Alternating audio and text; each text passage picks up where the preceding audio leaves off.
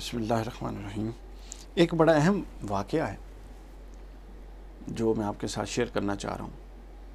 یوسف بن سعد روایت کرتے ہیں کہ انہوں نے بیان کیا کہ حضرت معاویہ کے ہاتھ پر جب امام حسن علیہ السلام یعنی ان کے آپس میں صلح ہو گئی، ہاتھ ملا لیا، جنگ ختم ہو گئی۔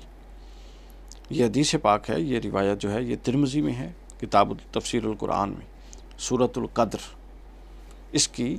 تفسیر میں، حدیث نمبر 330، اور امام طبرانی نے المعجم الکبیر میں بیان کی، حدیث نمبر 2754، اور ابن العربی فی احکام القرآن چوتھی جلد صفحہ نمبر 429، اور امام مزی نے تہذیب الکمال میں 32ویں جلد میں بیان کیا، اور پھر ابن کثیر نے البدایہ والنہایہ، اور ابن کثیر نے تفسیر القرآن العظیم، اور امام سیوطی نے خصائص الکبریٰ، تفسیر حلبی، ان تمام کتابوں میں یہ روایت موجود ہے۔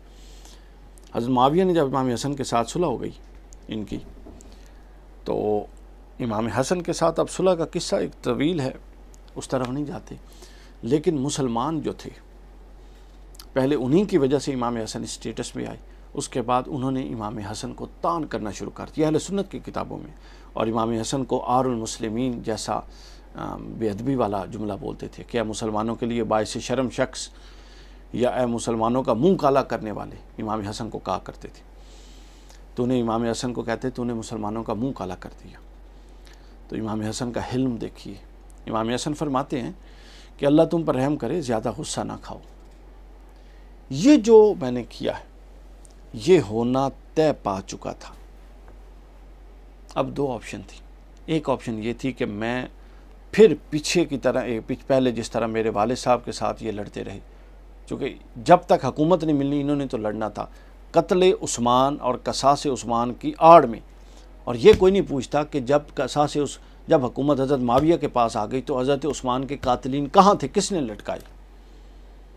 اس پر میں الگ بھی بات کروں گا۔ تو خیر، امام حسن نے فرمایا کہ یہ ہونا طے پا چکا تھا، چاہے میں جنگ لڑ کے ہزاروں لوگوں کو مروا کے پھر اس طرف آتا، لہٰذا میں نے امن کو اور لوگوں کی جانوں کو، انسانیت کی تکریم کو پسند کیا، بے شک تم مجھے تانے دو۔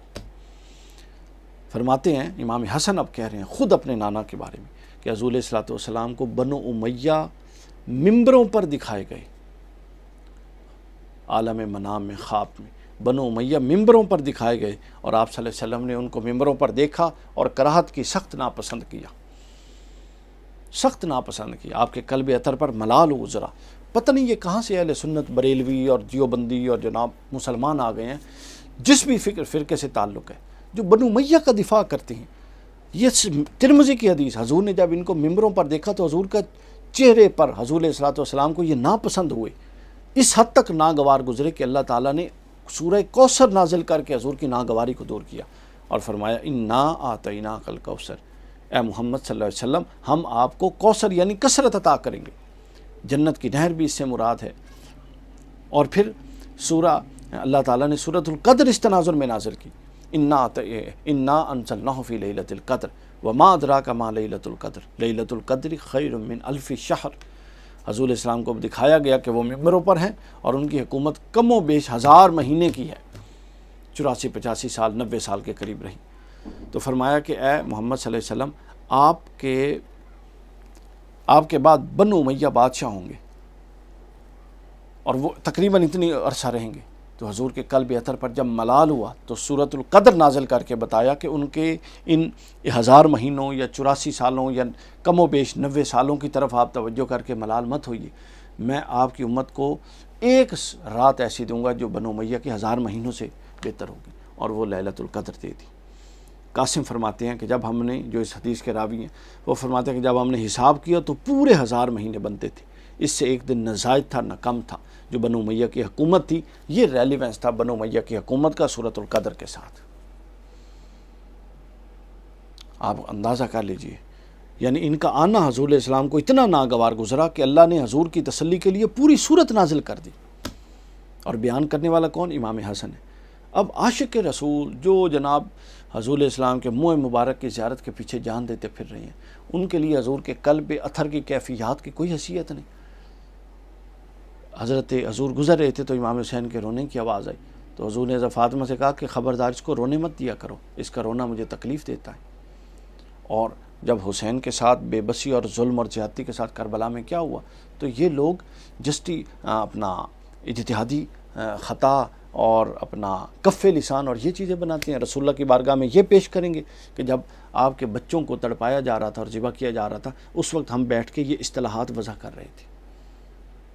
تاکہ ہم حق کو باطل کے ساتھ جتنے ایک مکس اپ کر سکتے ہیں، ان کا ملغوبہ معجون بنا سکتے ہیں بنائیں۔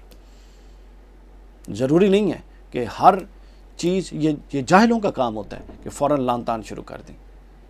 تو دوسری طرف اس لان تان سے بچنے کے لیے بنو امیہ کے چند لوگوں پر دوسری طرف یہ کیا گیا کہ پورے حق کو ہی باطل کے ساتھ مکس کرنے کی کوشش کی گئی۔ آپ بتائیں کہ ان لوگوں نے یہ غلطیاں کی، یہ لوگ معصوم تو نہیں نہ تھے، نبی بھی نہیں تھے، فرشتے بھی نہیں تھے، پیغمبر نہیں تھے، انسان تھے، ان سے یہ غلطیاں ہوئی، بس یہ اللہ کی بارگاہ میں پہنچ چکے ہیں، ان کا معاملہ آپ لوگ مت چھیڑیں، ان پر لان تان مت کریں، چونکہ امت کا جو تواتر ہے وہ یہ کہتا ہے